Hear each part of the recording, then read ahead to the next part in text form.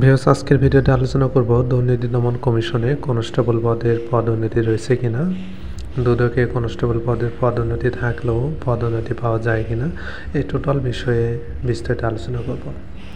পদোন্নতির নীতিমালা। ভিউয়ার্স, আপনি যদি দুদকে কনস্টেবল পদে যোগদান করেন তাহলে 8 বছর কনস্টেবল পদে সন্তোষজনকভাবে চাকরি সম্পন্ন করার মাধ্যমে আপনি পদোন্নতি পেয়ে কোর্ট সহকারী এএসআই হতে পারবেন।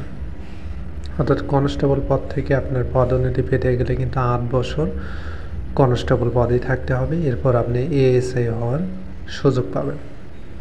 এছাড়া কনস্টেবল পদে থেকে পদোন্নতি পেয়ে এএসআই হওয়ার পর এএসআই পদে আবার 5 বছর সন্তোষজনকভাবে চাকরি সম্পন্ন করার মাধ্যমে আপনি পদোন্নতি পেয়ে উচ্চমান সহকারী বা সহকারী হতে পারবেন।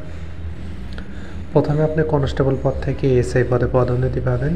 এএসআই পদ থেকে আবার 5 বছর সন্তোষজনকভাবে চাকরি সম্পন্ন করার মাধ্যমে আপনি কিন্তু উচ্চমান সহকারী বা সহকারী হতে পারবেন। এরপর আপনি উচ্চমান সহকারী বা সহকারী পদে 5 বছর সন্তোষজনকভাবে চাকরি সম্পন্ন করার মাধ্যমে আপনি পদোন্নতি পেয়ে সহকারী পরিদর্শক বা এসআই হতে পারবেন। অর্থাৎ আপনি ধারাবাহিকভাবে পদোন্নতি পেতে পেতে আপনি একটা সময় গিয়ে এসআই হতে পারবেন, সহকারী পরিদর্শক হতে পারবেন। এখন কথা হলো যে পদোন্নতির নীতিমালা তো রয়েছে, আদৌ কি 8 বছর পর এএসআই হওয়া যায়?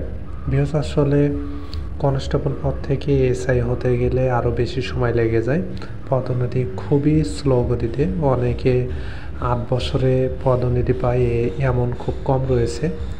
10 বছর, 12 বছর, 15 বছরও লেগে যায় এই পদোন্নতি পেতে। তো ভিউয়ার্স, এই ছিল আজকের মতো। আপনাদের আরও কিছু জানার থাকলে কমেন্ট করতে পারেন। পরবর্তী ভিডিওতে কনস্টেবল পদের পরীক্ষার পদ্ধতি নিয়ে আলোচনা করব, কী কী আসতে পারে।